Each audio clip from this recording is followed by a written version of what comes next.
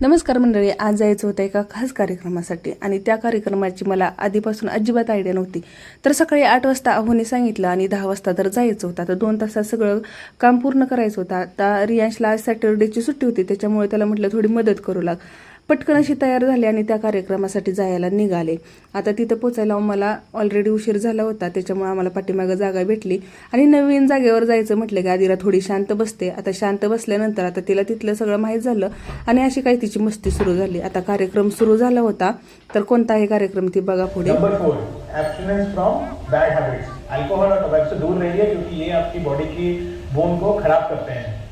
आता इकडे कार्यक्रम तर चालूच होता, पण आदिराची मस्ती काही थांबत नव्हती. अशी काही तिची मस्ती चालू होती ना. आता कार्यक्रम झाल्यानंतर आम्हाला तिथे छोटासा नाश्ता भेटला आणि त्याच्यानंतर घरी आलो.